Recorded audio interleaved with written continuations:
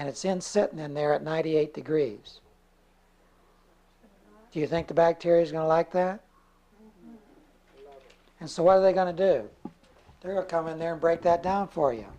But what do you get as a result of that? Diarrhea. Bad breath. Right?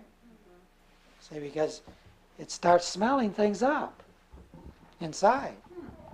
And then you got 50 foot of colon for that to get through that meal. That bread that was cooked too much or processed or preserved. So then it's got all the way through your colon to go. Well, by the time it gets through there, look at how much pollution the body's had to put up with and how much bacteria. You mean you fed a whole colony. They got going, grandkids, great-grandkids. I mean, they got a big group going. How long would a 2-year-old child's intestines be? Well, it depends on their size and everything. That's hard to say. So then you have in your body, you have the first assembly of the bacteria groupies. You know? They're all getting together having a good time. And then you start getting gas and bloatiness. You start gaining really lots of big pinches. You know? And, you know, put on a few inches and you have to loosen the belt a little bit. So it's easier to wear suspenders, right? You know? So it starts hanging over the belt. Suspenders look better, right? 'Cause we can pull them way up over, right? See? Kind of cover our punches. Now, you gals had it better because you could put these little girdles, these girdles will really stuff it in there, push it in there. But you're not breathing very good. I don't see how you can breathe, doing that. That's just a sign that the body's saying, hey, I'm not getting this out good enough, So the grains and breads and potatoes and things like that have been processed too much, but we need to learn how to fast those things. We really do. Just as much as the meats. Okay, any other questions? Well, for a long time they've been talking about potatoes being healthy, baked potatoes. And they're not so healthy. Are you saying potatoes? The only good nutrition in potatoes is the skin. Oh, just peel them and fry the skin? Don't fry it. Fry the peeling. If you fried it, it's dead then. Well, in your literature it says don't cook fish, not to fry or bake fish. Well, how can you fix it? You can steam it. But How long would you can bake it at a low temperature. All you do with meat, when you're preparing meat, all you're doing is dehydrating it. You don't ever cook meat. It's dead probably before they killed it. And it's frozen to death and you cooked it to death. It's pretty dead. So all you want to do is just kind of get the water out of it. When you cook meat, all you're doing is getting the water out of it. It's easier to digest that way. So how long would you steam it? It doesn't really matter, really. You have to get it done, don't you? Yeah, it's safe. Don't eat raw fish. Well, the best way to do meat is to put it in salt water to get all the blood and some of the worms that are still crawling around. You want to get those out. That also helps to pull the blood out. And then after you wash that out good, after you soaked it in brine water, they call it brine water, then you want to boil it in water so all the fat will dissolve and then put it in the freezer so all of it comes out to the top. And then you're ready to eat the meat. Then you want to just warm it up. That's all you need to do. See, a lot of people, they're cooking it to death to kill the bad guys. So that'd be like saying, well, I'm going to kill these worms. And so we fry the worms, and they're dead, but they're still in the meat. So you got a little extra worms along with the meat. What's the big deal? See what we think, how we think? They say, boy, I know there's 50 different types of parasites. Some of them crawl out the ears and make the nose rub, and stuff like that. And I know, so that's why I cook that stuff. I really cook that ham so I can make sure that all of those things are dead. Well, they're dead, But they're still there. Their carcasses are still in that meat. Never thought of that, did you? Don't want to think about those things. So the best way is to, clean it before you eat it. You really need to do that because they're pretty dirty. And one thing you need to avoid is meats that have steroids in them because they use steroids to fatten them up so they can get to the market quicker. They have more worms. And the steroids that they fatten them up with are hormones. And when you eat them, you're putting hormones into your body also. Doesn't most of it have it? You got to get it where they say they don't. Like the Amish. What are some brands here, do you know? Laura's. Loris. Okay. So, you can find it, and I would go out of your way to get it, because why put that in your body when it makes the body have to work that much more? Well, Biggs right out here has your Amish chickens. Okay. They do? They sure do. Yeah, Amish, they don't use steroids to fatten their meat. So that's good, too. If you're going to, remember, we're only talking about 5%, right? And I think they're skinless too, if I'm not mistaken. No, I've got them. They have the skin on them. They're just like a regular hen. No, not what we get is. Oh. Now next month you're going to be talking on stress, Mm-hmm. and the month after that, foods. Okay, stress and then foods. That'll be too powerful. Okay? Good. Any other questions real quick? Yes. What would you advise to someone who has a cigarette habit? Fast cigarettes. Yes, but Can't do it, right? Is there something you can Well, do this? smoking is like any addiction. The body has low vitality, and it's needing something to give it a boost. So if it wasn't for that, it would be food. You ever notice when people give up smoking, they start... Eating? Yeah. So you got to get rid of the cause, which is low vitality, which is mainly not enough breathing, rest, or water. And there could be certain low nutrition too, like low B vitamins or low certain minerals or something like that. So again, a lot of the, what I'm trying to help people do is get a lifestyle. A lot of people that come to me, and many of you have come to me, and you have maybe certain problems. Well, I'm convinced that our Creator is the only healer. He's programmed this body to stay well and to heal itself. And then there's spiritual healing. But He's the one, your Creator is the healer. What I try to do is teach people how to quit interfering with that. See, if we're weak, sick, or diseased, it's because we're interfering with that healing because of our lifestyle. When you don't get enough rest, you're interfering with your healing. You're interfering with your health, which will lead to weakness, sickness, and disease. When you don't drink enough water through the day, then you're interfering with your healing. And you're making the body or letting the body get weak. When you don't get enough breathing and exercise to where you're disciplining your body to use that breath of life, you're interfering with the ability of the body to keep you well and to heal you if you're not well. If you're eating too much, or you're not eating the right things, or you're eating on the run, it's not that that's causing you to be weak, sick, or diseased. It's that you're interfering with your body, keeping you well, and for keeping your body from healing. The healing's there. We're interfering with it.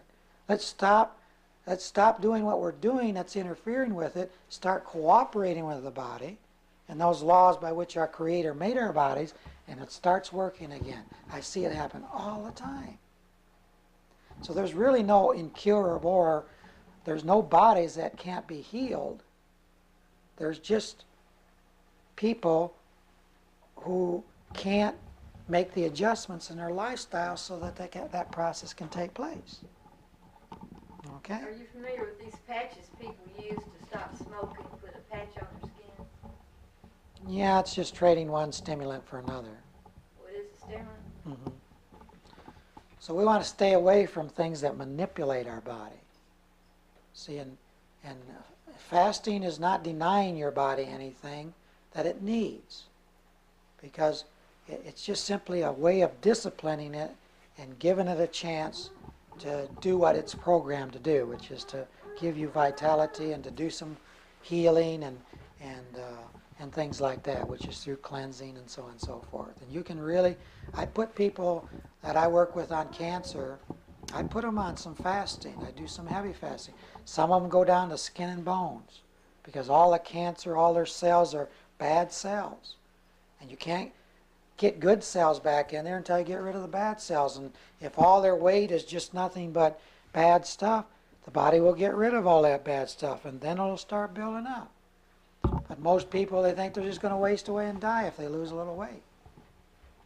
And sometimes their relatives and friends and everything, oh, don't, you're just passing away. You're just going to. But see, they don't understand. They don't understand that our Creator didn't make this body to just waste away, you know.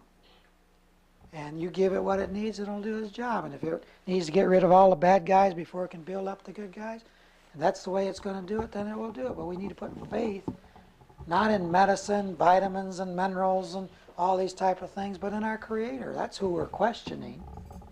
There's a lot of ways that we can help our body. But we need to get away from questioning our Creator and how He's designed this thing. And if we give it what it needs, we do our breathing, we do our rest, we give it some good nutrition, then we should have the greatest confidence that this body will do its job that our Creator made it to do. And I've just seen it happen over and over and over again. And so if I am able to help anybody, it's because I can give them that hope. Because I've been through it. I've been through the worst scenario of a body breaking down at 30 years of age. So I know what it is on that side.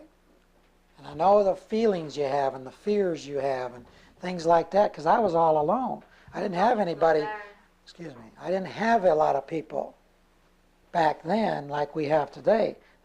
Today you've got a lot of articles in the paper about, hey, this works and this is good and this is an alternative, and you're hearing nutrition and all these things being mentioned today. Back then, well, you're just a nut even thinking about doing something like that, like this, you know. So because I know and have confidence in our Creator and how He made this body, and I understand how He made it, and I know how it works as a biochemist, what I'm telling you tonight, I can tell you that you can have confidence in your Creator. This body, you have to work hard to make it shut down. And until you give up, it won't give up. It'll support you. You just got to give it something to work with. And it helps if you give it some hope. Start talking about that, Start talking about what good things you want to see it happen, instead of, oh, I feel terrible, oh, boy, I miss my this and I miss my that, and oh, I don't know if I'm just going to make it. This is just so terrible.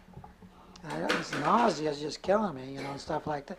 Instead of talking about the negative things that are happening as your body is going through the cleansing and the withdrawal, as you're fasting your body and doing these things, start talking about, thank you, body, for cleaning. How can I help you more? What can I do to make this easier? Is there anything more that you need? Don't you do that when your children are sick? Don't you want to pamper them and help them? You don't want to run them down. Oh, why are you sick anyway? Don't just stop blowing your nose. That snot coming out. I don't like to see it. Quit snotting. You don't say that to your kids. But when our body acts a little bit that way, when we're going through its cleansing, we just cry and bawl, just get all bent out of shape, So again, be patient with your body. Read 1 Corinthians 13, the love chapter. Love your body. We need to learn how to love our body. We look in the mirror and say, oh, it's flabby, it's out of shape, it's sick and weak, Don't look at it that way. Look at it the way through the eyes of faith of what it's going to be. Okay? And just start, praising it and loving it. And love is patient, it says in 1 Corinthians 13. Love is patient.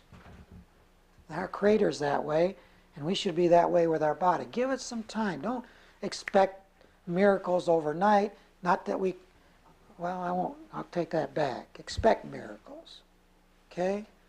But don't expect the body just to do something overnight when it's been used to a certain thing. It takes some discipline and time for the body to get into a new routine and things like that. Be patient with it. Love is patient.